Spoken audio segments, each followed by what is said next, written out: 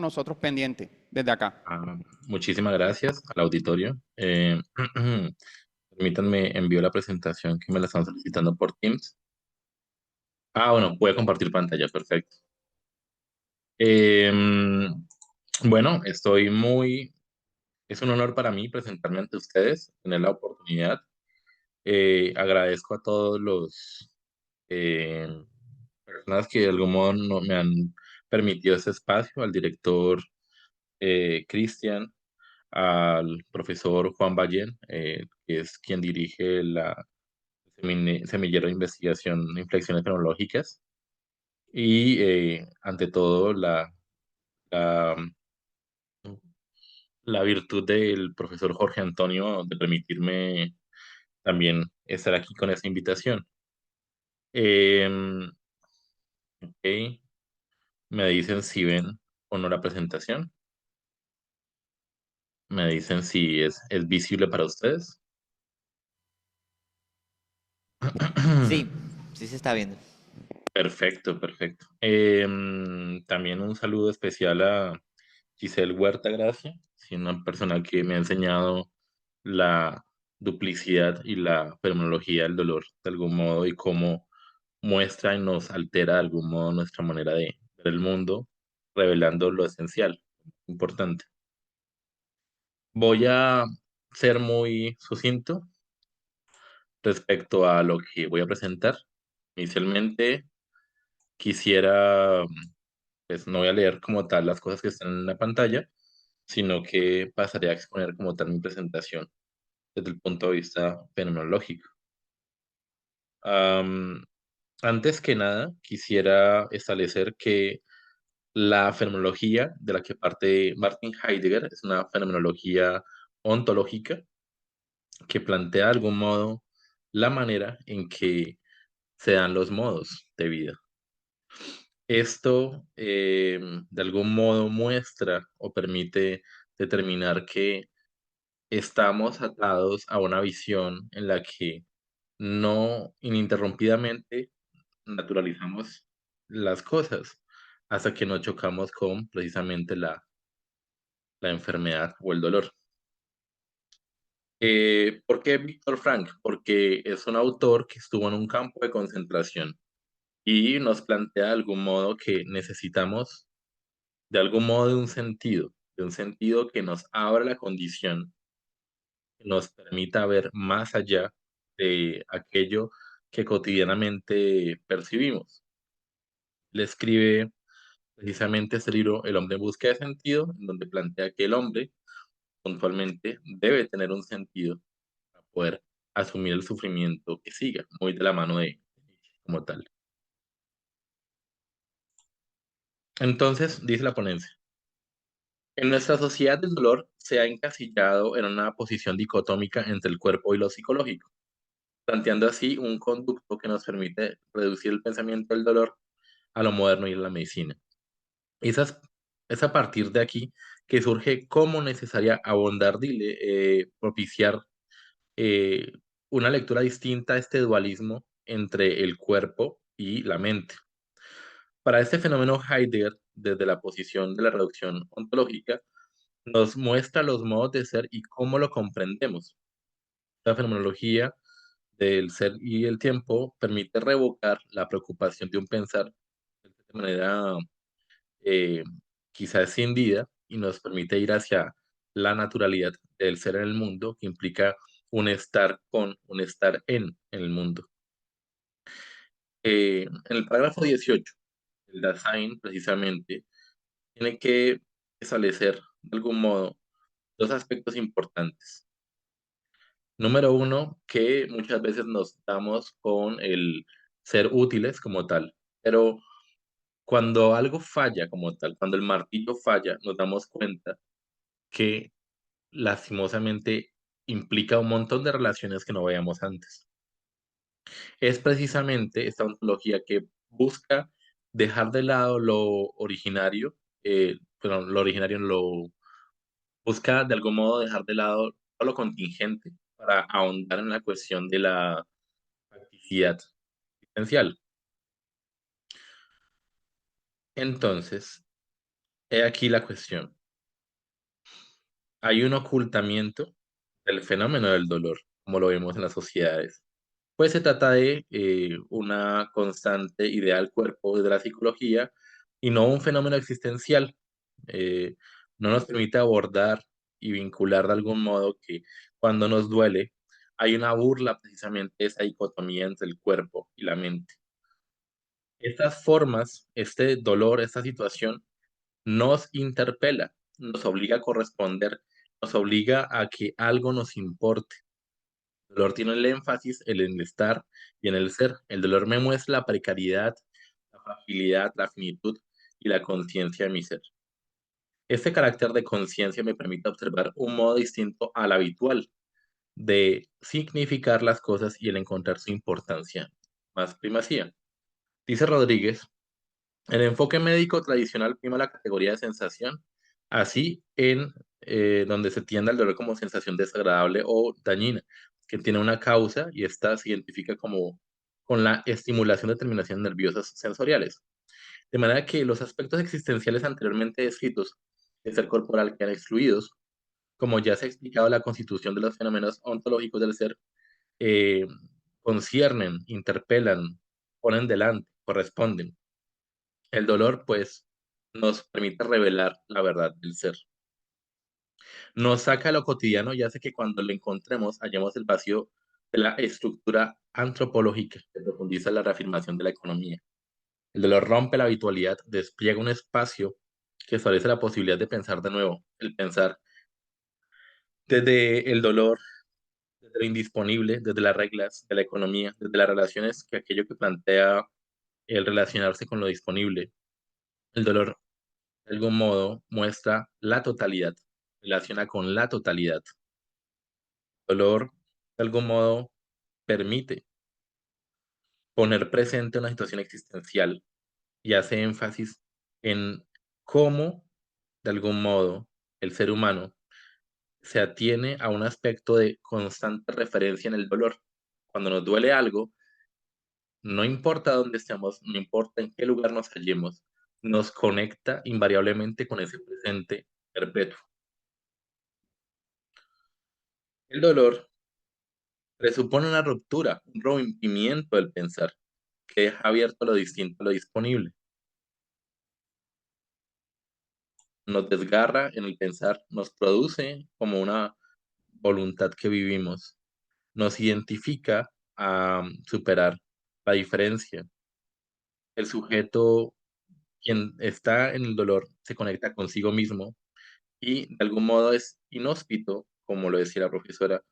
Es precisamente ese dolor como anticipación de la muerte, esa constitución de un rasgo fundamental, ese ánimo que hace vacilar la esencia de la calma, poniéndose en relación con la melancolía. El dolor hace que seamos receptivos a todo estado de ánimo, a todo templo ontológico, despierta la sensibilidad de la voz, porque ahí es donde nos encontramos más siendo nosotros, encontrando la finitud.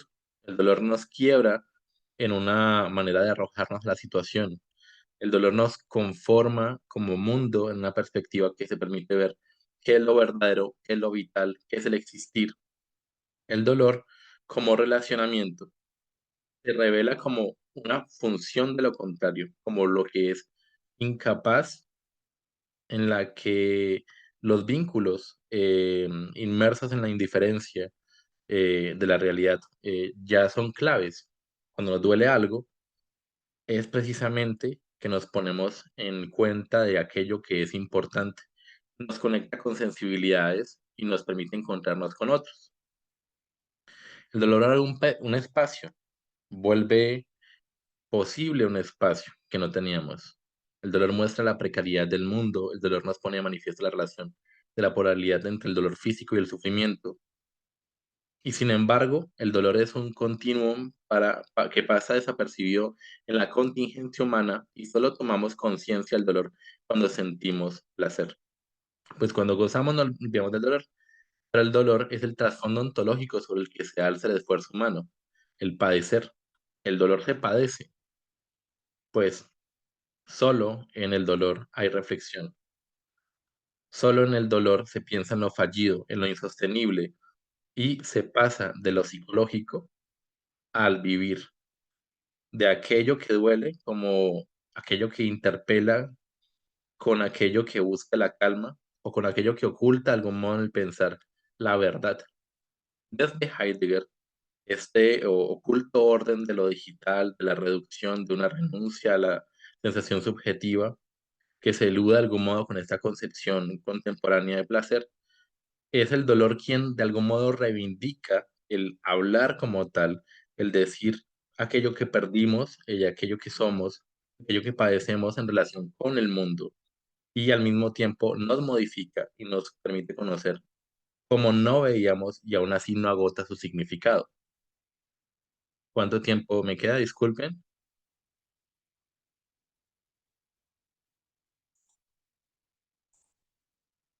Mm, ujú, ujú.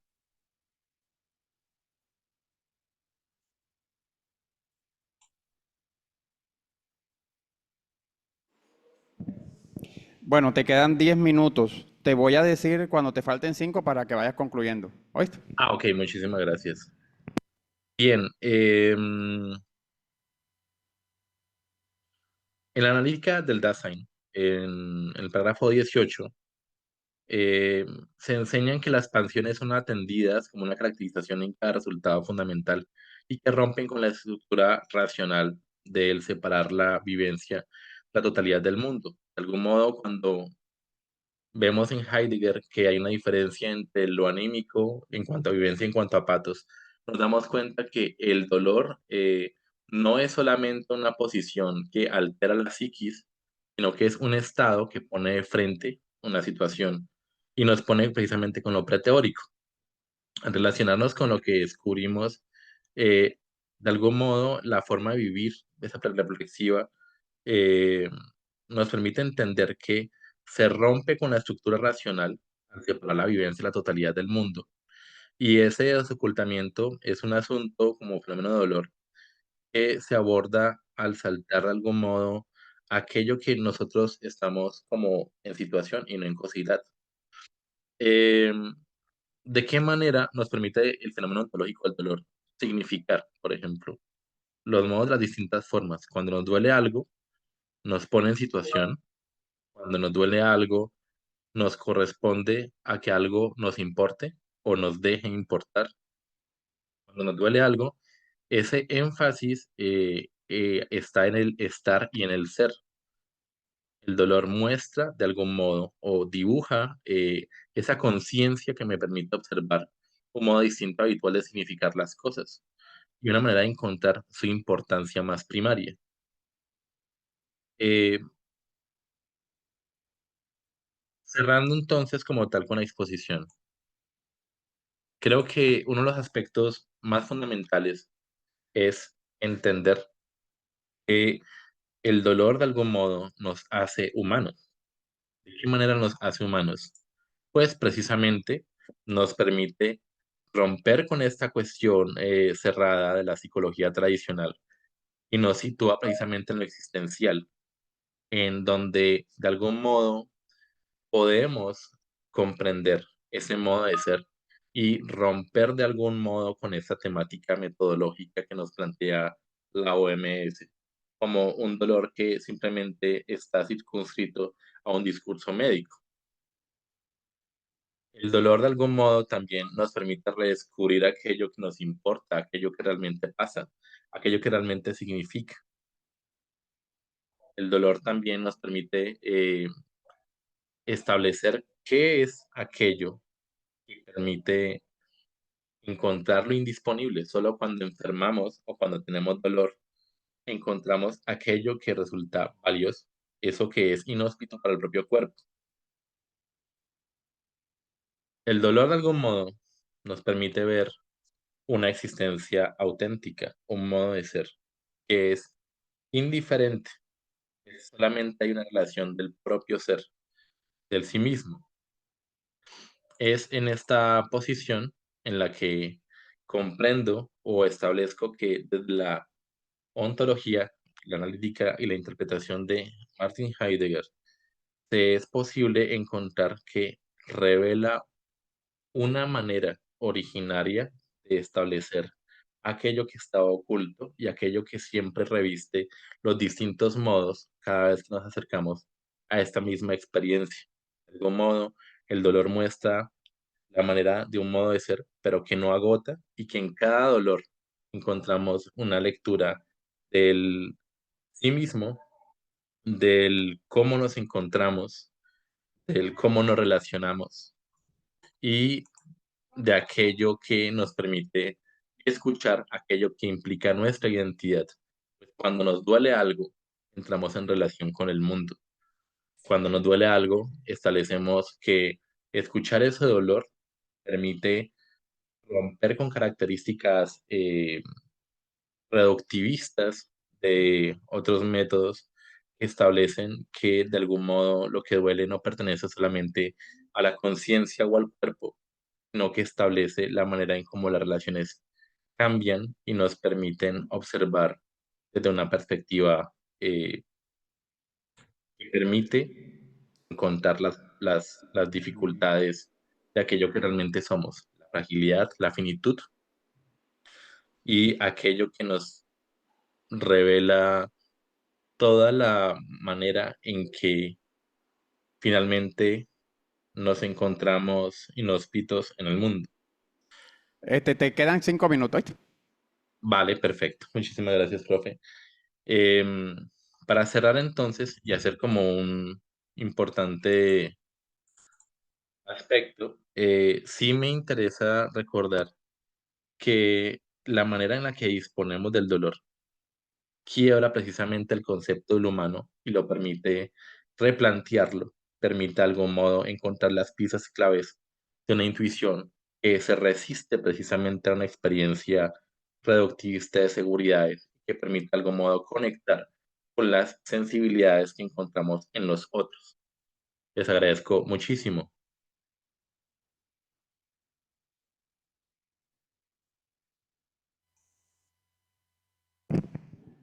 Listo, profe, muchas gracias, muy amable. Hacemos llamado a los ponentes que están en sala, por favor. Luis Eduardo.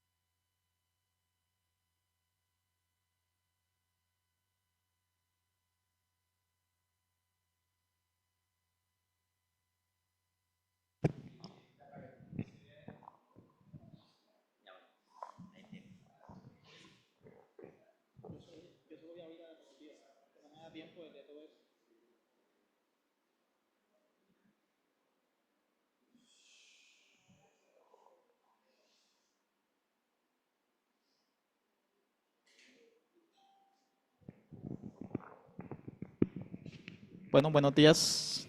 Eh, la siguiente investigación, que es sobre la fenomenología del cuerpo enfermo, tiene profundos conceptos en la fenomenología de Husserl, Merleau-Ponty y Jean-Paul Sartre. Esas investigaciones se basan en la obra de Heavy Carroll, en Fenomenología de la Enfermedad, y Illness, El grito de la carne.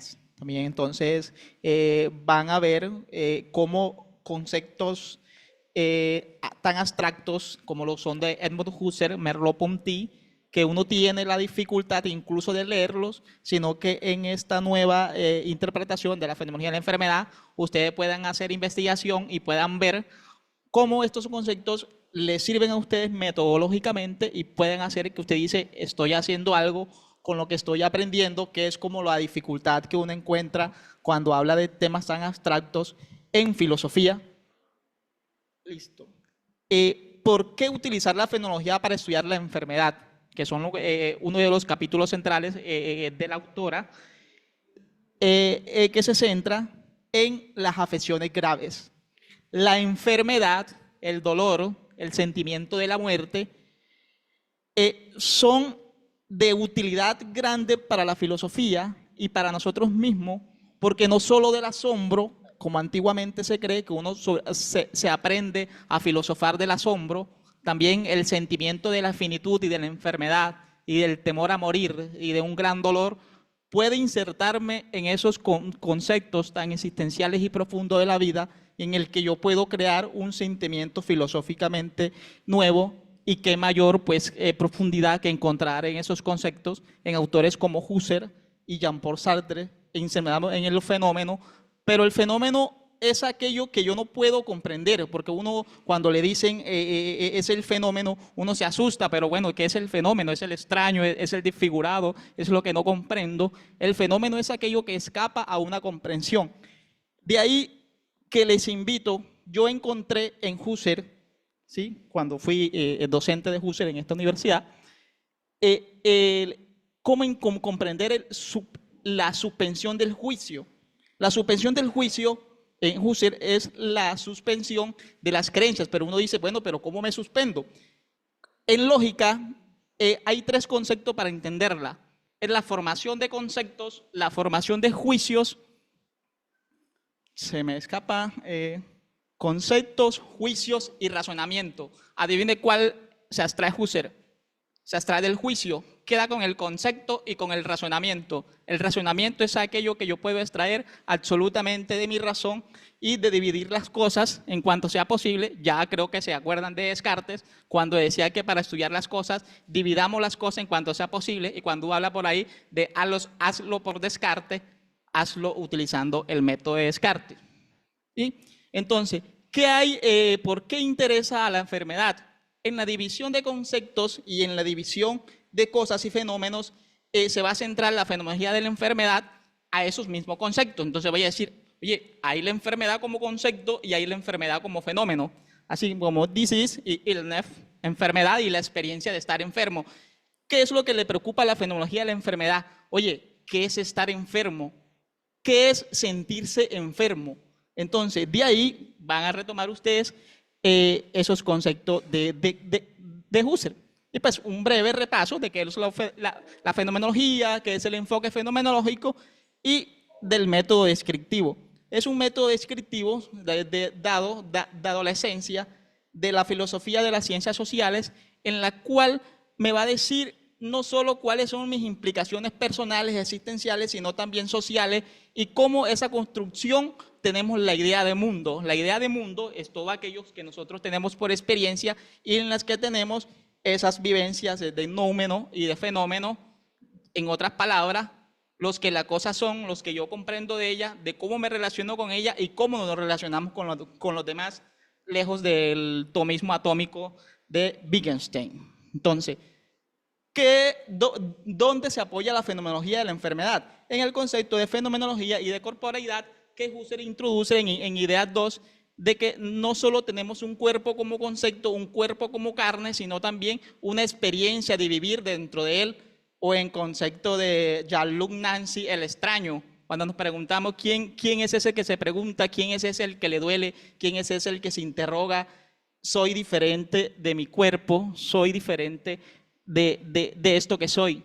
Y la fenomenología va a decir, yo soy mi carne, yo soy un cuerpo y no somos otra cosa. Recuerden que la filosofía desde la antigüedad, el cuerpo como cárcel del alma, aquel que impide realizar la razón, la fenomenología del cuerpo va a decir no.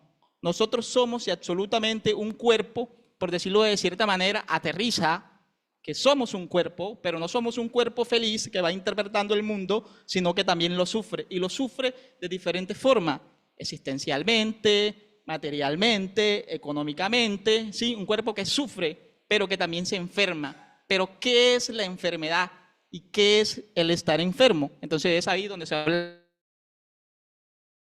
percepción como actividad encarnada y de la cognición, que también modela y conducta nuestro comportamiento. Entonces ahí ustedes van a ver la suspensión de la creencia. Recuerden que cuando Husserl dice suspensión del juicio, ¿sí? El devolver a las cosas mismas es, hombre, quédense con el concepto y con el razonamiento y suspéndanse del juicio. Sí, eso es muy fácil como para entenderlo así en lógica, y así me fue muy bien en eso.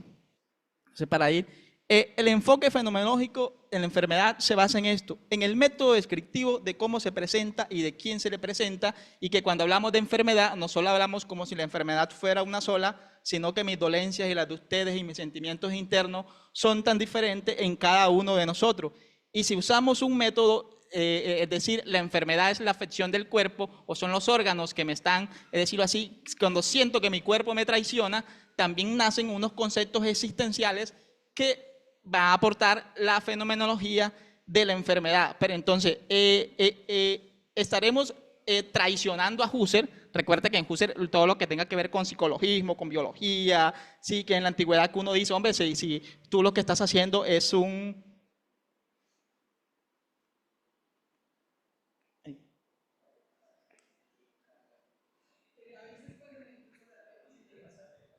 Ok, listo.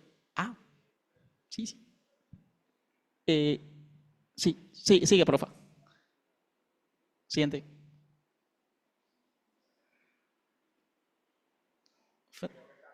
Sí, sí, no, estoy ahí. Listo. En la fenomenología de la corporeidad, bueno, la fenomenología del cuerpo y de cómo se presentan los fenómenos. Van a coger la experiencia del cuerpo vivido y la experiencia del cuerpo para decir que en la enfermedad también hay la enfermedad como sensación biológica y la enfermedad como sufrimiento existencial. De ahí se agarra una fenomenología de la enfermedad. Listo. Siguiente, Jorge. ¿Estoy pasando yo? ¿Estoy pasando? Bueno, ¿en qué se acoge atrás en Merleau-Ponty?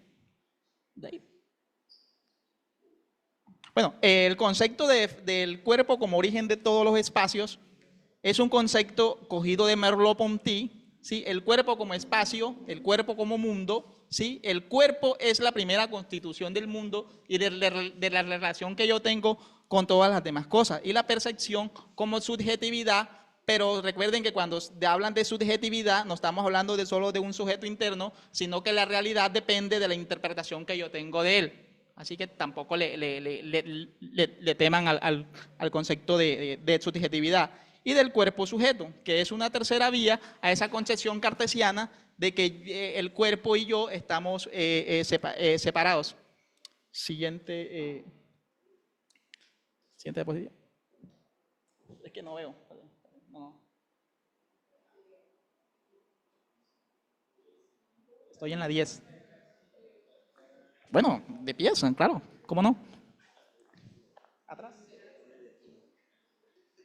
Bueno. Anterior. Sí, anterior. Estoy en la 10.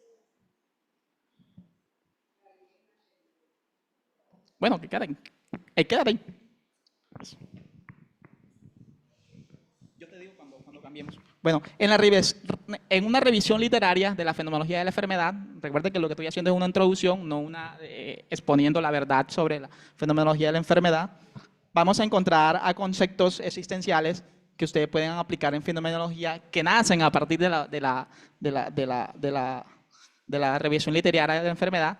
Kate Toms, Richard Sagner y Frederick Svenius, que va a decir es la fenomenología de la medicina, de cómo la técnica y la práctica de la medicina también tienen unos conceptos sobre nosotros y nuestra materialidad y de cómo sufrimos el mundo, en la que vamos a hablar de certeza, control, modo familiar, de la patología, de las enfermedades como caso límite. Lo que se encarga de la fenomenología de la enfermedad son los casos límite, son los casos en que el dolor es insoportable, en la que la sensación de la muerte la siento cerca y se crea un sentido y una riqueza filosófica a partir de ahí. Recuerden que no solo del asombro se filosofa, sino también se filosofa al borde del abismo.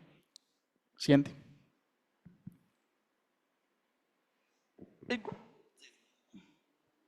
Listo. Entonces, ¿cuáles son esos desafíos de la fenomenología de la enfermedad?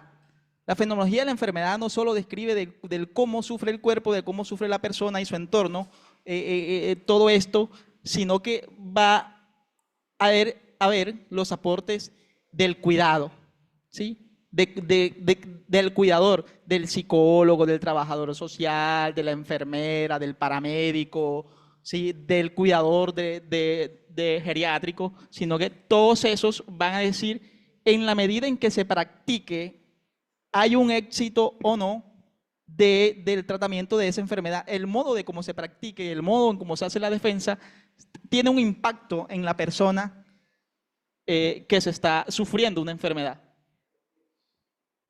Listo. Esto, ¿en qué es fenomenología de la medicina? Sí, vamos a centrarnos en la siguiente, Jorge, por favor. Siguiente. Siguiente, siguiente. Ahí, listo.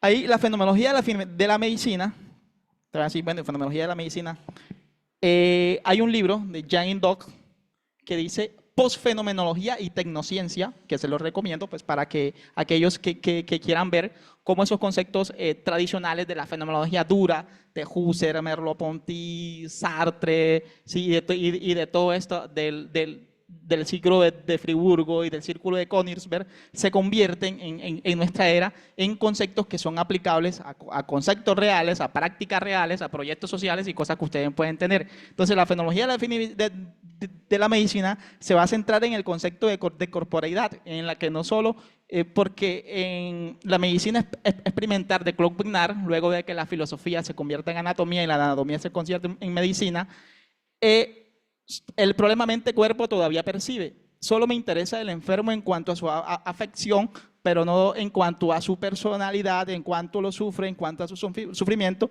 y también se va a hablar de una injusticia epistémica. Doctor, me duele, doctor, así no, pues si hay que hacer el procedimiento como sea, es un cuerpo al que tengo que intervenir, por decirlo de cierta manera violenta, porque yo soy el que tengo el conocimiento, sus experiencias y sus padeceres, por decirlo de cierta manera, no eran una prioridad para la práctica médica. Entonces la fenomenología de la enfermedad va a decir, oye, si te centras en la subjetividad, el tratamiento médico a partir de los conceptos existenciales y fenomenológicos que se tienen, se mejora el paciente. Ya que utilicen la comedia, el yoga, tratamientos holísticos para estos enfermos, que no solo la práctica médica y biológica y de la técnica en sí misma, que estas tecnologías, es decir, la tecnología y la enfermedad y el sufrimiento me cambia mi noción de mundo, pero también puede mejorarlo. Es decir, en el cuidado se crean relaciones empáticas, ¿sí? El sentimiento del acompañamiento, la sensibilidad, la empatía y la subjetividad, y de que esta sensación de la muerte, en el que a veces somos seres para la muerte, es de que sí somos seres para la muerte, pero tenemos una finitud, pero una finitud en la que somos temporalmente, por decirlo de cierta manera. Si cogemos un reloj y dice yo voy a vivir 40 vidas, por 40 años, pongo el cronómetro, lo pongo hacia atrás, ¿cómo voy a vivir? ¿Sí? De cierta manera, como cuando Homero Simpson vive cada día como si fuera el último, voy a morir, ¿sí? Pasemos a la enfermedad, Jorge, 17, para ir cerrando. Ahí, listo. El sentimiento de la enfermedad, eso que afecta a lo anímico, el ánima, la sensación, la subjetividad, ¿sí? En el que el dolor, que afecta el pensamiento, afecta las sensaciones, afecta la noción de mundo, también afecta los estados de ánimo, y del concepto de que el solo es el ser en el mundo, pero es el ser en el mundo del que no se parece a nadie. Ninguna enfermedad es igual a otra. El padecimiento del cáncer en una persona, el padecimiento del sufrimiento de otras, o sea, de unas enfermedades que son catastróficas, ¿sí? En que Henry Cavill, la autora, también padece una enfermedad pulmonar. Entonces ella va a decir, la enfermedad cambia la noción de mundo, y no solo cambia la subjetividad, sino también que cambia su entorno. Entonces, de ahí que se hable de que ser en el mundo como en casa, y ser en el mundo que no se parece a nadie. Ser en el mundo como en casa, como en mi entorno, como yo lo creo, como en mi sensación de estar de yo, aferrado de ese sentimiento de tranquilidad, pero también la enfermedad me lleva a lo que es la desorientación, ¿sí? Las formas de frustrar, lo que decía la normalidad. Hay una normalidad en la que se vive el mundo, pero también hay una desanormalidad, por decirlo de cierta manera, que me irrumpe, ¿sí?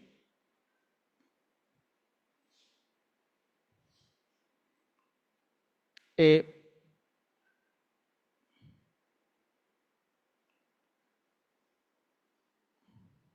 Siguiente, por favor. Yo te aviso cuando, ya para cerrar. Pasa, pasa, pasa, porfa. Pasa, pasa. Ahí, listo.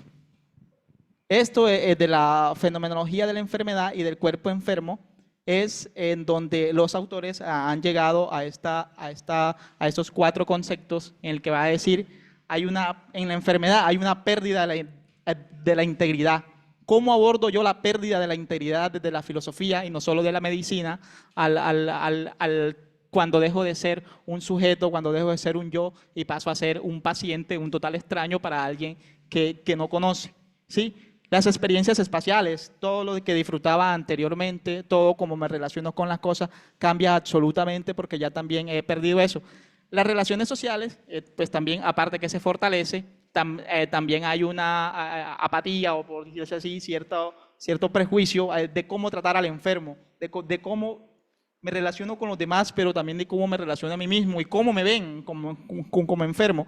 Y lo último de ser es que somos ser en el mundo, pero en la enfermedad y en las tragedias perdemos la capacidad de ser, somos incapaces de ser, somos incapaces de existir. Y van a nacer conceptos como el sufrimiento invisible, experiencias debilitantes, la subjetividad, por ejemplo, enfermedades como la fatiga, la pérdida del aliento, cómo la interpreto, cómo la siento. De ahí que la fenomenología va a decir, existe una riqueza en la que la práctica médica puede fortalecer eso.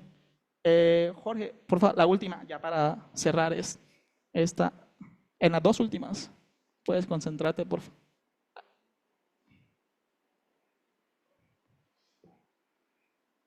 Sí. Listo. Entonces, entre la fenomenología y las ciencias humanas van a nacer pues, que es el punto contrario entre lo objetivo y lo subjetivo, remontándonos a las ciencias de los espíritus, entre los objetivos y espirituales, entre que la medicina se va a centrar en los objetos, en los métodos médicos, en el instrumento, en las humanidades es más importante las narrativas, el arte, para tratar esas enfermedades. Y que se enfocan en la enfermedad y en el tratamiento, pero no se centran en los valores, no se centran en las experiencias humanas y en los testimonios, que es lo que va a decir Henry Cavill. Se tiene más en cuenta la enfermedad que el testimonio del mismo paciente, ¿sí? Que se centran en el modelo biomédico y no en un modelo biosocial. Finalizando, en que la fenomenología pueda aportar a la educación de quienes practiquen las ciencias médicas y afines toda relación que tenga que ver con el cuidado del otro, ¿sí? En que debe existir siempre una escucha activa del paciente en la que haya validación y aceptación y una comprensión compartida. ¿Qué es una comprensión compartida? Que se sienta que el sufrimiento del otro importa, que el sufrimiento del otro tiene una riqueza filosófica y que todo traumatismo tiene un valor filosófico y que puede ser descrito fenomenológicamente con los conceptos que vieron inicialmente de la fenomenología en estos autores. Eso sería todo. Muchas gracias.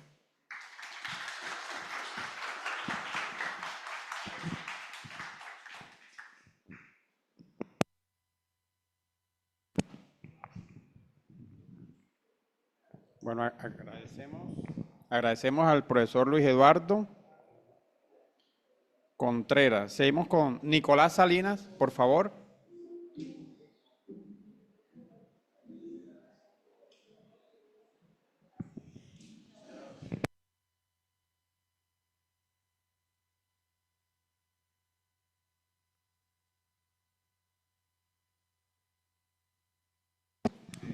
Así como vieja escuela. A ver, un momento. Arturo, recuerda lo de la...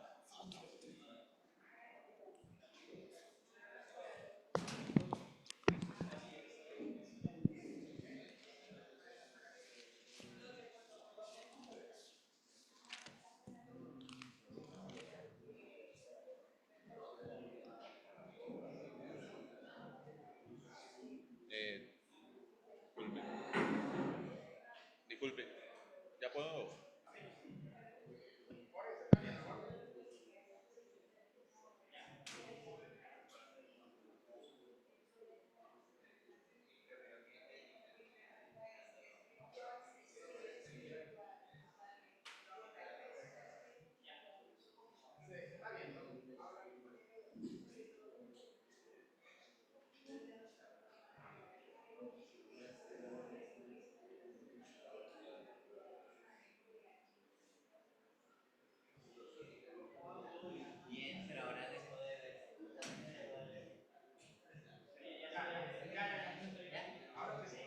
Ya.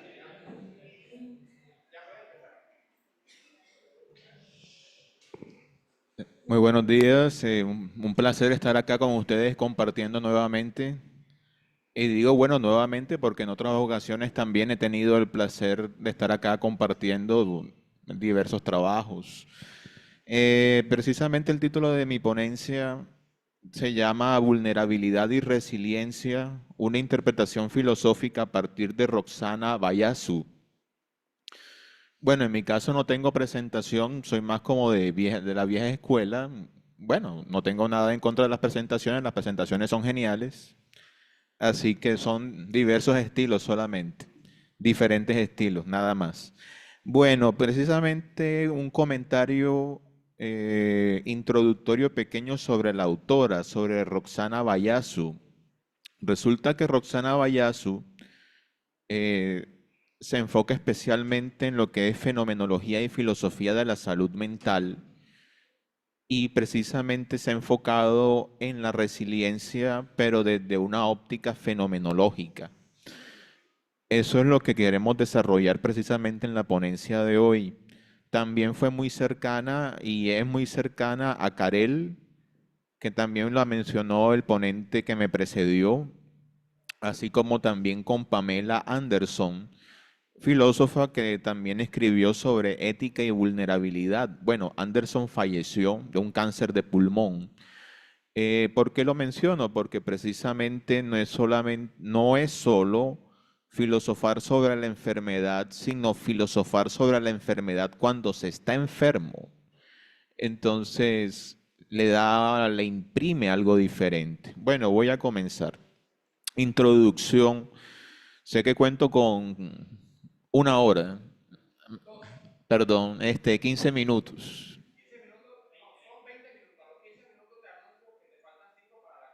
Está bien, está bien. Introducción. Para la filósofa Roxana Bayasu, la resiliencia reside en el corazón de la vulnerabilidad y de la enfermedad. El plan de trabajo de la presente ponencia es el siguiente. Le dedicaremos unas líneas generales a la noción de vulnerabilidad para luego pasar a cómo ésta es entendida desde la propuesta filosófica de Bayasu.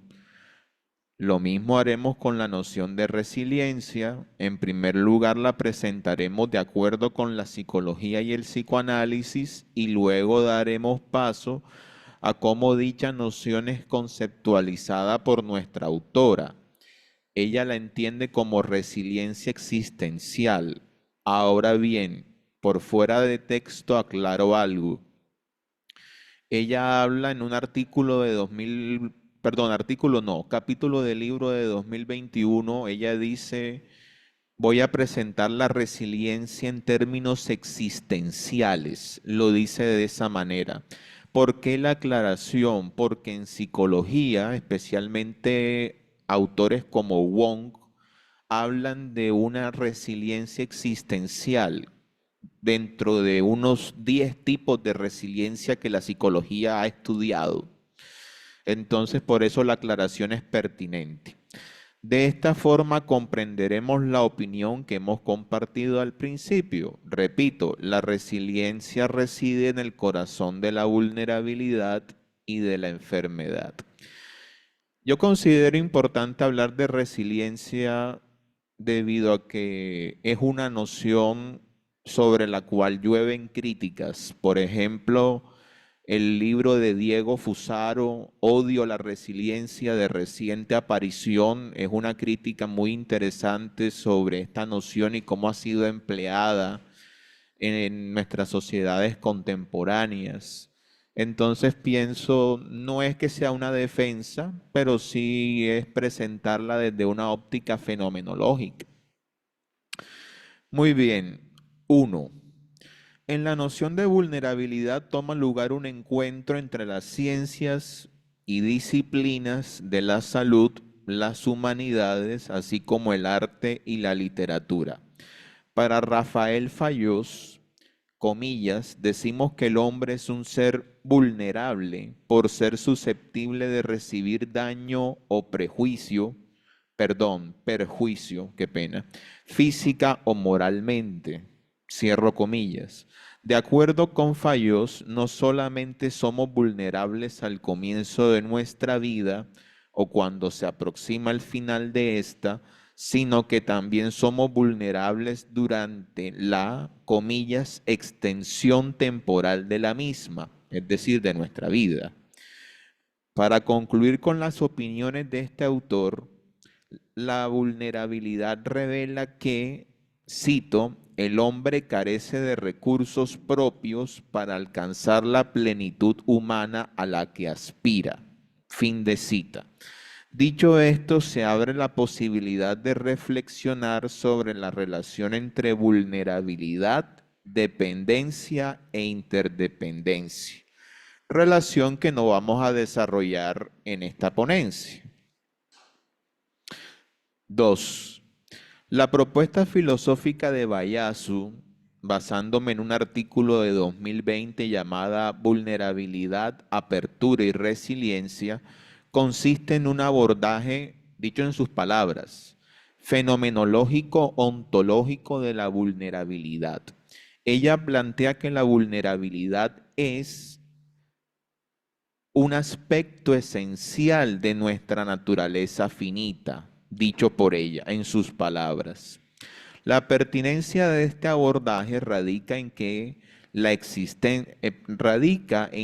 de acuerdo con ella, existe un mito de la vulnerabilidad como debilidad o deficiencia. En el original, en inglés, ella le llama dark myth, es decir, la vulnerabilidad sería algo negativo, negativo en el sentido de perjudicial, peyorativo, que tenemos que esconder. La vulnerabilidad hay que esconderla porque se ve como sinónimo de debilidad, inferioridad, etc.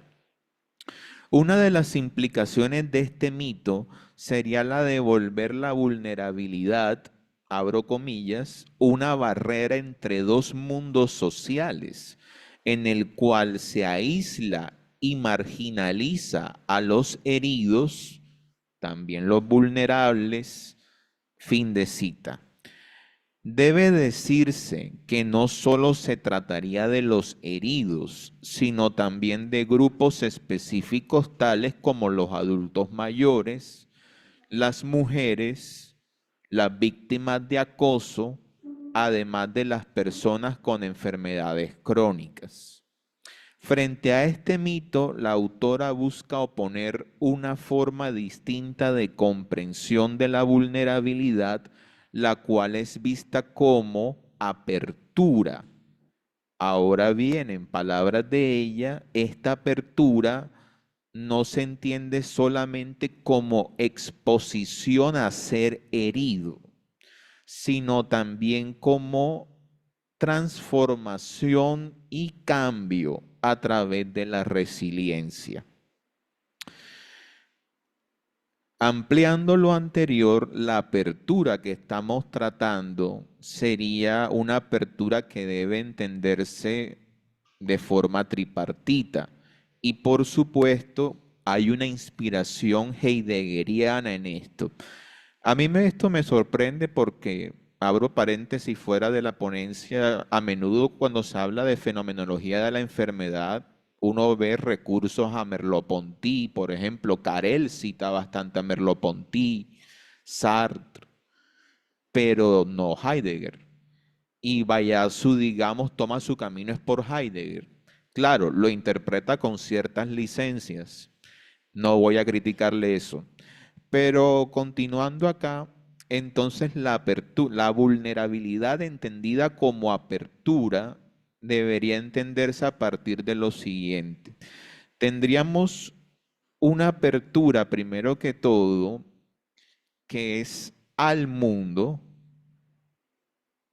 hacia los demás y también hacia nosotros mismos. Y aquí la autora emplea sus propios términos y ofrece unas ilustraciones. En el caso de la apertura hacia los demás, esta se volvería patente cuando perdemos un ser querido o cuando estamos en duelo. También en el caso de la apertura al mundo, en tanto manifiesto, vendría a ser ilustrado en cómo, cuando estamos enfermos, tenemos que afrontar lo que nos depara la vida cotidiana. Por ejemplo, cuando estamos enfermos, lo que antes resultaba sencillo, ahora es complicado.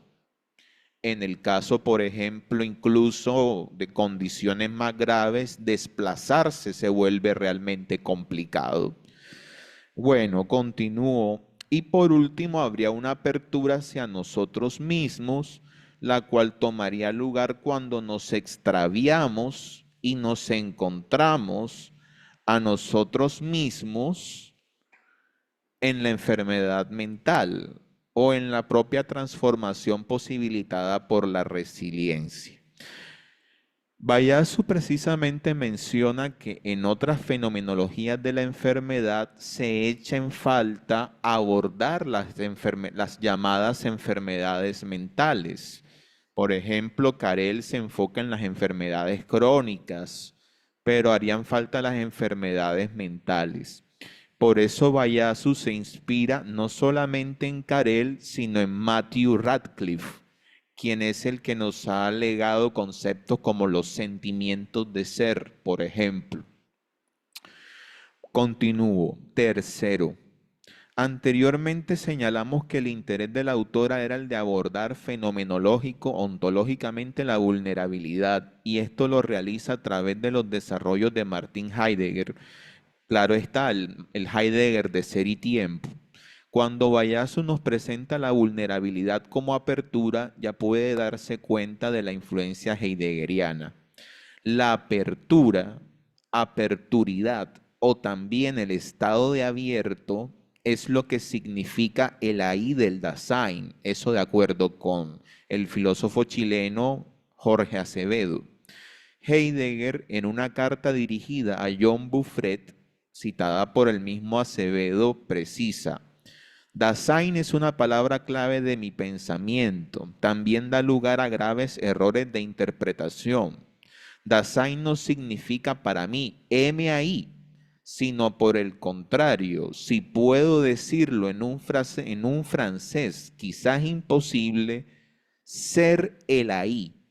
Y el ahí es ni más ni menos que aletheia, es decir, lo desvelado, abierto. Y también sigue Heidegger, abierto, sin restricción, apertura. Para Heidegger, el ahí del Dasein está constituido por, como sabemos, el comprender, el encontrarse o disposición afectiva y el habla o discurso. Bayasu va a emplear esto para reconceptualizar la vulnerabilidad. En la conceptualización que nuestra autora realiza de la vulnerabilidad, nos la presenta del siguiente modo. Primero, vulnerabilidad y comprensión. Aquí la autora, por supuesto, ya dando su aporte personal, distingue entre dos enfoques, el enfoque de la segunda y la tercera persona y el enfoque de la primera persona.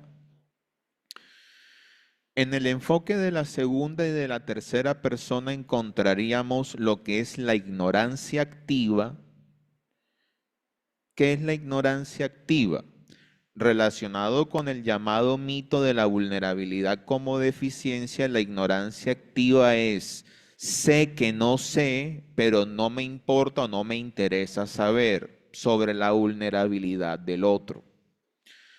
Se habla de una injusticia ontológica en el sentido en que se oprime, se excluye, se niega la identidad del vulnerable, como si ser vulnerable fuese como llevar la letra escarlata, y además se habla de una injusticia epistémica. El anterior ponente habló un poco de eso. En la injusticia epistémica se considera que el enfermo no es un buen conocedor ni de su propia experiencia, por eso no es escuchado por algunos profesionales de la salud mental. Digo algunos para no generalizar. En el enfoque de primera persona, en la vulnerabilidad y comprensión, Bayasu se acerca a Heidegger, porque recordemos que en Heidegger la comprensión, y Rivera aclara al respecto, el traductor de la segunda versión de Ser y Tiempo aclara que comprender no es una actividad intelectual meramente, sino es un comprender proyectivo, es decir, que apunta a las posibilidades. En ese sentido, la vulnerabilidad permitiría como apertura dar campo a otras posibilidades, el proyecto existencial. 5 minutos. Caramba. Bueno, voy a pisar el acelerador. En el caso de la vulnerabilidad como apertura afectiva, tendríamos entonces, en el caso de la vulnerabilidad como apertura afectiva, tendríamos entonces que hay unas posibilidades. Bayasu las divide en dos grupos. Primero, consideración, empatía, compasión y amor, es decir, posibilidades fomentadas por la misma vulnerabilidad, y otras negativas relacionadas con el mito que ella denuncia y ataca, que es miedo, vergüenza y sufrimiento. También en el caso de vulnerabilidad y discurso, las posibilidades son, por un lado, la comunicación y la escucha, y por el otro lado, relacionados con el mito, el silenciamiento y ella no lo menciona, pero lo agrego de mi parte, la habladuría, que es lo que menciona Heidegger, el se dice, Gerede, como deformación. Bueno, yo sé que me quedan menos de 5 minutos, pero estaba entrando en la parte 4, que era resiliencia. Voy entonces a saltarme las definiciones psicológicas tradicionales, y la cuestión sería entonces la siguiente. La resiliencia ha venido a ocupar un lugar muy importante tanto en la psicología como en la psiquiatría actualmente. Pero no nos llamemos a engaño, la resiliencia no es vista de forma cándida. Los teóricos de la resiliencia advierten que, por ejemplo, la resiliencia no está relacionada con el éxito. Ser resiliente obligatoriamente no es ser exitoso. Simplemente es poder continuar a pesar de la adversidad y ser transformado por la adversidad. Boris Cyrulnik, por ejemplo, nos dice que uno no puede regresar al estado anterior a cuando uno sufre la adversidad. De eso no se trata. Bayasu nos presenta la adversidad en 2020 con unos matices y en 2021 ofrece otros matices. En 2020 presenta la resiliencia como un modo de apertura. Ahí va quedando un poco algo a matizar, porque ¿cuál sería la diferencia entre resiliencia y adversidad si todas son formas de apertura? En 2021 lo va a matizar mejor. Bueno, el asunto es que también para la autora en la resiliencia hay una comprensión distintiva, tal vez inefable, de uno mismo y su situación en el mundo. Con el fin de contextualizar cuando se habla de resiliencia, voy a citar a un psicólogo, a Van Stendel, cuando dice, resiliencia es la capacidad de poder, digamos, disfrutar a pesar de estar en condiciones de adversidad y de riesgo de desenlace negativo. Eso es desde la psicología. Volviendo con Bayazo en la filosofía, nos dice, la resiliencia es una capacidad la cual posibilita crear proyectos, emprender tareas, actuar y prevalecer en situaciones adversas. Y también nos dice, la resiliencia es una forma de comprensión. Aquí hay todavía algunas cosas por matizar, pero en 2021 las matizará a mi modo de ver. Ella dice, resiliencia es una posibilidad esencial de nuestro ser. La resiliencia abre nuevas posibilidades de encontrar sentido en el mundo y también la resiliencia implica una nueva comprensión. El punto que me parece interesante, la autora no lo desarrolla en 2021, pero ella emplea un término que es resolución. Resulta que resolución, como ustedes saben, es un existenciario de Heidegger y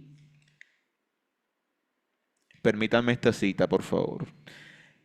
Nos dice Jesús Escudero lo siguiente, la resolución es uno de los modos supremos de apertura del Dasein, es una posibilidad que el Dasein activa cuando oye la llamada de la conciencia y se decide libremente a ser sí mismo. La resolución libra al Dasein del tráfico de las curiosidades del mundo cotidiano y lo conduce hasta su ser posible más propio. La siguiente parte de la cita, aquí no interviene ningún tipo de voluntarismo, no se define un ideal de existencia, tan solo se abre el puro espacio de posibilidades del Dasein, en cuanto a posibilidades sin determinarlas materialmente. La resolución implica la asunción de la existencia propia en su finitud esencial, que tiene que realizarse en cada caso concreto en función de las circunstancias particulares del momento. Kairos. Hasta ahí Jesús Escudero. Podría entenderse la resiliencia en ese sentido asemejando, no quiero decir que Heidegger haya hablado de resiliencia, no, sino que es una posibilidad que la autora deja ahí veladamente, no la desarrolla como resolución, ese otro existenciario. Por último, quisiera agregar algo y concluyo de esta manera. Para Heidegger, la aletheia y el leté, lo desocultado y lo ocultado, guardan una relación de proximidad, a mi modo de entender. En ese sentido, lo llevaría al campo de la vulnerabilidad de la siguiente manera. Mientras que cuando somos vulnerables o estamos enfermos, se cierran ciertas posibilidades, se abren otras. Me gustaría ofrecer ejemplos al respecto, pero ya el tiempo ha terminado. Tal vez cuando estemos enfermos, el hecho de poder enseñarles a alguien sobre cómo sobrellevar la enfermedad es una posibilidad que se ha abierto y no se hubiese abierto de no ser por la enfermedad. Muchísimas gracias.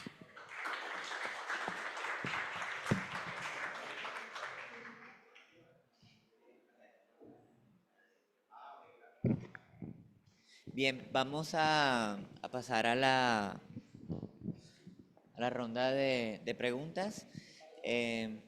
Porfa, me comparten las de YouTube.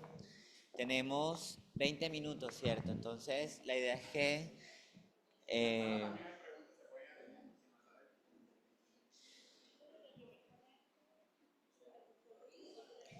excelente. Entonces, la idea es que cada ponente tenga una pregunta. Hay muchas preguntas, han suscitado bastantes inquietudes. Y también si en la sala hay alguien que quiera hacer preguntas para también hacer lo que sería la primera ronda. Tenemos por acá una y, ok, por acá otra. Bien, y por acá otra si da la segunda ronda. Entonces, en la sala del canal de YouTube están estas preguntas. Esta pregunta va dirigida al profesor Juan Manuel, es de Ivania Caicedo y dice lo siguiente: ¿en qué medida el dolor puede ser considerado como un camino hacia una mayor comprensión de uno mismo en la obra de Heidegger? La segunda pregunta va dirigida para el profesor Luis de parte de Jaime Ríos y dice lo siguiente: en la comprensión de la fenomenología de la enfermedad debe entenderse el cuerpo como un todo. ¿Y cuál es ese todo subjetivo u objetivo? Finalmente, la tercera pregunta es por parte de Madeleine Ponce, que dice lo siguiente y va dirigida...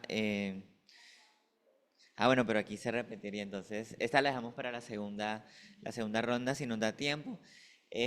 Tú tienes la pregunta, ¿a quién se la diriges? Nicolás. Listo, aquí, en la segunda ronda. Y le damos entonces al primer ponente. Ok, y tú al profesor Nicolás. A los tres. Bueno, entonces vamos a darle el espacio a Carlos para que, a los tres, pero enfocada al profesor.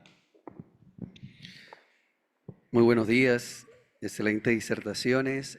Yo voy a empezar con una cita de Tolstoy que dice: cuando yo siento un dolor, estoy vivo, pero cuando siento el dolor del otro, entonces soy un ser humano. Mi pregunta va desde las tres perspectivas. Ustedes pueden sentir que estamos ante una sociedad colombiana viva, pero enferma, desde su perspectiva que cada uno es esposo. Gracias, profe Carlos. Entonces, siguiendo el orden, vamos a darle primero la palabra al profe Juan. Adelante, profe. Si necesitan que repita la pregunta o que la vuelva a leer, me dicen y con todo el gusto. Agradezco muchísimo la pregunta a la profesora Ivania. Em, es la pregunta, ¿me puedes por favor repetir la pregunta, profesor Arturo? Claro que sí. La profe Ivania pregunta, se me perdió. Acá. ¿En qué medidas el dolor puede ser considerado como un camino hacia una mayor comprensión de uno mismo en la obra de Heidegger? Ok, bueno, muchísimas gracias, profesor Arturo. Para Heidegger, como ya lo decía el tercer ponente, le agradezco muchísimo que haya hablado sobre el concepto de encontrancia, de Befindlichkeit, que es el concepto que establece que no hablamos desde un punto de vista psicológico, sino que hablamos desde un punto de vista en que si creemos que puede llegar a ser psicológico, nos demuestra que de algún modo esa vivencia puede llegar a ser muy patente, muy real. Es importante valorar los modos en los que el dolor puede, bajo un sentido óntico, leer el mundo, ¿sí? Muchas veces estamos enfocados en que una situación, un recuerdo, una simple sensación de hojas que pisamos viejas eh, sobre el camino nos retrotrae a situaciones en las que podemos encontrarnos una memoria perdida, una infancia perdida. Sin embargo, no es solamente una cuestión que sea el recuerdo, sino que está precisamente existencialmente presente, solamente que no la vemos. Entonces, en la medida en que el dolor aparece, de algún modo, muestra o encamina a un desocultamiento, a un foco en donde no vemos solamente la comprensión a partir de las cosas, sino que hay una comprensión ontológica de cómo de algún modo la manera en que nuestro comprender, nuestro encontrarnos, nuestra manera de ubicarnos, nos muestra de algún modo un modo en que hay una actitud que estaba secreta y de algún modo pasa a ser eh, una posibilidad de encontrar esa esencia. Eh, el dolor es una fuerza profunda, inagotable de reflexión, de indagación, de investigación. Y nos sorprende de algún modo porque muchos textos, a pesar de hablar del dolor, curiosamente, te traen a una cuestión biológica, a una lectura antropológica, a una lectura que cultiva un programa como tal esencial de fenómenos, pero que no da paso a descubrir como tal el cómo nos situamos en la existencia. Es el pensamiento, precisamente, el que es capaz de establecer la manera en cómo nos comprendemos en relación con el mundo, que nos permite establecer nuevas relaciones que no veíamos y estaban visibles y patentes. El dolor es un camino en la medida en que nos permite explorar los modos en que se da el ser, los modos en que comprendemos el ser y la manera en que quizá no nos leemos como sociedad, ¿sí? Aunando esta pregunta, la pregunta de quién está allá, y ese, la pregunta en los tres aspectos, el dolor de Colombia dice mucho, como historia, como individuos, como población, como cultura, la manera en que manejamos el dolor, en que nos relacionamos con el dolor, en que asumimos el dolor del otro, nos establece aquello que todo el tiempo queremos estar ocultando bajo la disposición de que nosotros somos en una cultura empresarial, somos muy disponibles, somos personas que siempre emprendemos, pero en el dolor de las situaciones dolorosas, como por ejemplo situaciones en las que un cilindro da con una iglesia, con personas refugiadas en Colombia, pues nos muestra de algún modo la derrota que tenemos como sociedad, que no queremos leer de fondo y que en el fondo hacemos como si nada pasara. Entonces, el dolor puede establecer un camino de qué realmente significa, por qué para la paz es esencial la JEP, por qué para las víctimas es esencial el escuchar em, a sus victimarios y escuchar esas historias que permiten cerrar simbólicamente esa situación, precisamente porque el dolor muestra algo que necesariamente tenía que mostrar, la manera en que existían y la manera en que estaban conectados al mundo. Eh, ya si es una cuestión que si está enferma o no, creo que más bien la enfermedad está en la negación del dolor, en la negación de las maneras en que nos relacionamos a partir del placer. Bauman habla de la sociedad líquida, Foucault habla de más que normalización, como decía la ponente, de una posición en que la subjetividad y el individuo ya está planteado, ¿no? Ya el poder relaciona un tipo de poder que limita la manera en que el sujeto debe sentir, cómo el sujeto debe asociar el dolor, cómo el sujeto debe desprenderse del dolor o cómo el sujeto debe asumir su dolor. ¿Sí? Hay una novela, para ya acabar, muy importante, que es la de Piedad Bonet, que habla del dolor de haber perdido a su hijo, ¿sí? Y se queja precisamente de la indolencia, precisamente de los correos burocráticos y administrativos, en donde no se conoce como tal a su hijo y no se sabe del fondo por qué atraviesa una persona al perder a una persona. Y de algún modo, lo extraño es que todos sentimos un dolor, todos nos desprendemos de algo, o todos somos ese ahí y estamos en ese ahí en donde no estamos, pero al mismo tiempo estamos próximos estamos puestos ante situaciones que de algún modo nos ponen en esa situación donde no somos del todo personas normales que cohabitan.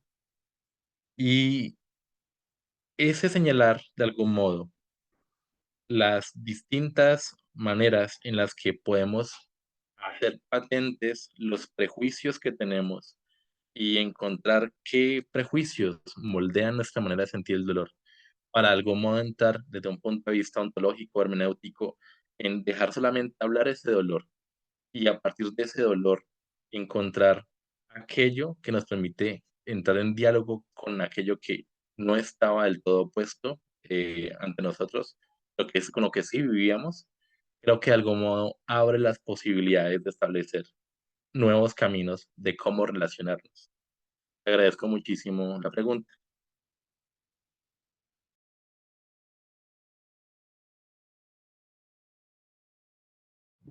Gracias, profe Juan, por su respuesta. Ahora le damos la palabra al segundo ponente con la segunda pregunta. Con- Ah, no, sí, la de Jaime. Sí, ¿cómo? No, yo creo que la podemos enfocar para que tú la respondas. Sí. Y la de Luis es, repito, en la comprensión de la fenomenología de la enfermedad debe entenderse el cuerpo como un todo. ¿Y cuál es ese todo subjetivo u objetivo?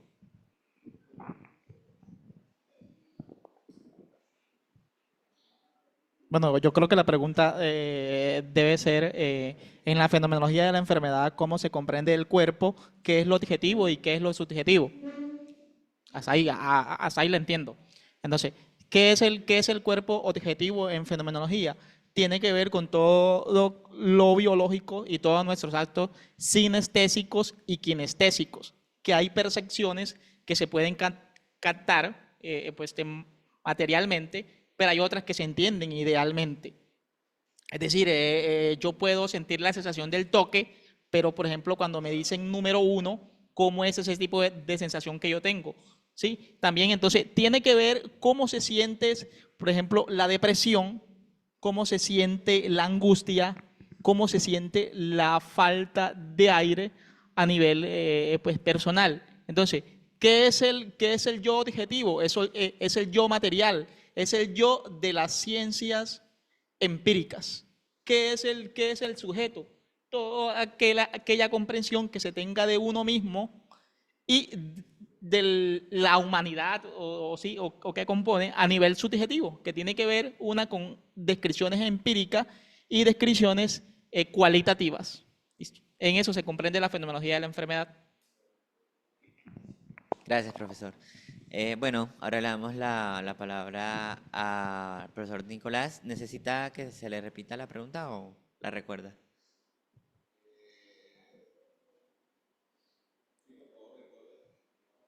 Carlos. La mía sí la recuerdan, ¿no? Ok, esas. Gracias. Bueno, como el tiempo dicta, seré breve. Gracias, profesor, por su pregunta. Resulta que no estamos ante un problema nuevo. Precisamente Buitendijk, fenomenólogo holandés, en una obra llamada El dolor, ya hablaba de que precisamente la sociedad de su tiempo no quería saber nada del dolor. Y estamos hablando de una obra de los 40.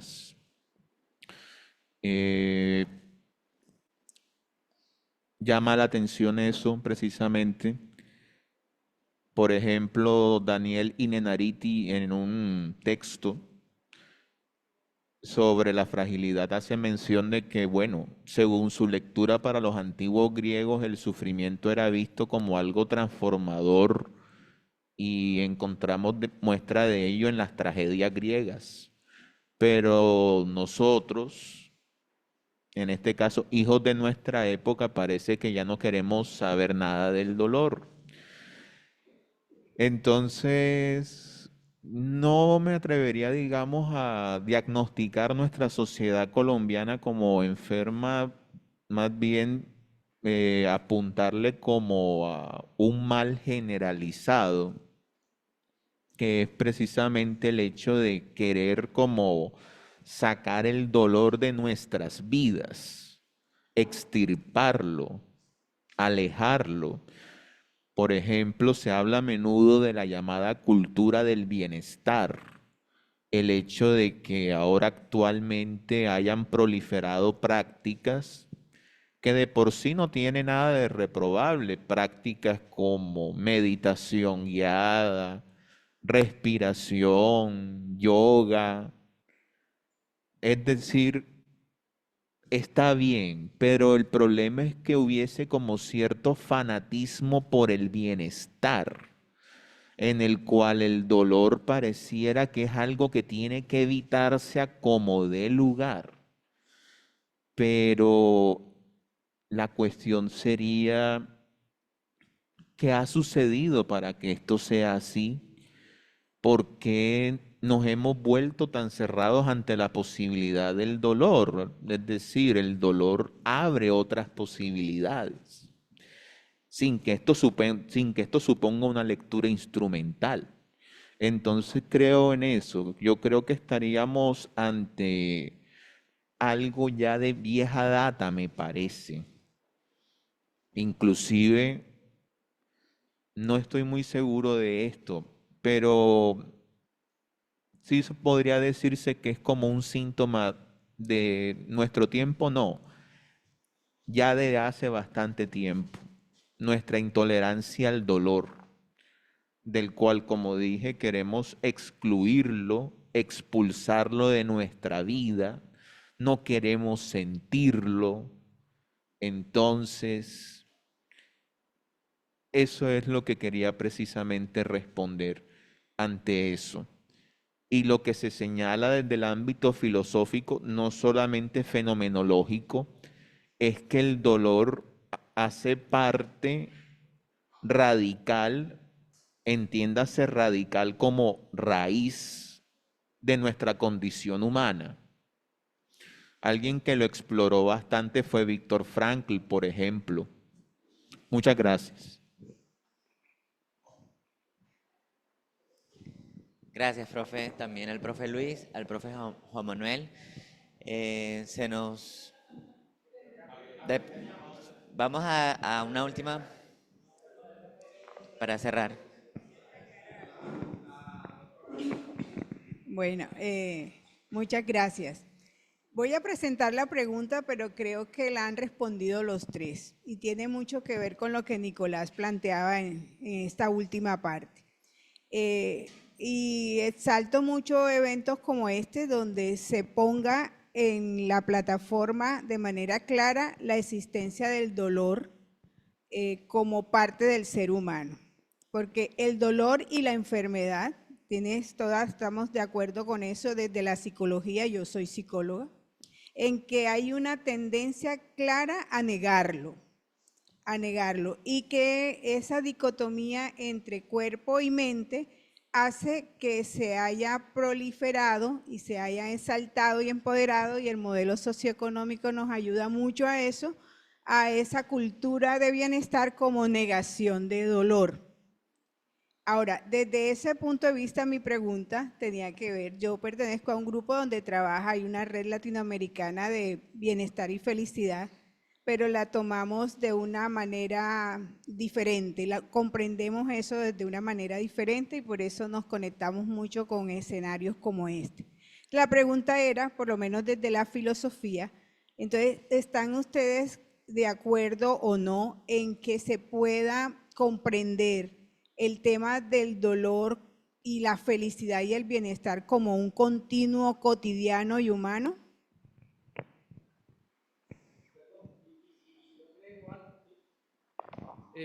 ¿Será posible que en una sociedad como la nuestra, donde hay una votación para buscar la paz, la sociedad vota es por la guerra?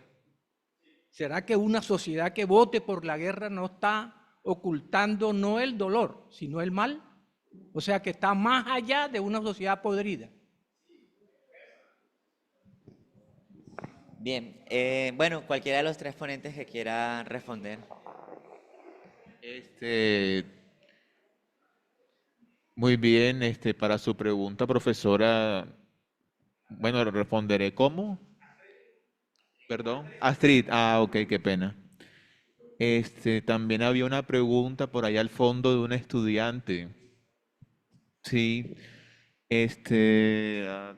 resulta que Bayasu, eh, ella comenta que también el bienestar puede entenderse filosóficamente y ella lo dice de esta manera. Para ella bienestar es poder encontrar sentido a la vida aunque no seas feliz. A mí me pareció sucinto y contundente, porque a menudo se piensa que encontrarle sentido a la vida ya eres feliz. No puedes encontrar, puede haber, digamos, sentido en la vida en la infelicidad. Frankl hablaría del optimismo trágico, por ejemplo. Víctor Frankl. Entonces, esa sería un poco mi respuesta acerca del continuo. Difícil entender el bienestar, porque el bienestar es algo que ha caído también en esas lógicas neoliberales del sujeto como proyecto, en que todo está bien, y que Beatriz Serrano lo ha ilustrado muy bien en una novela de reciente aparición llamada El descontento, que habla sobre el hastío del trabajador. Pero bueno, me quedo con lo de Bayazu. Es decir, puede haber bienestar en tanto encuentras sentido, aunque no seas feliz. Y me llama la atención algo. ¿Con qué relaciona el bienestar afectivamente?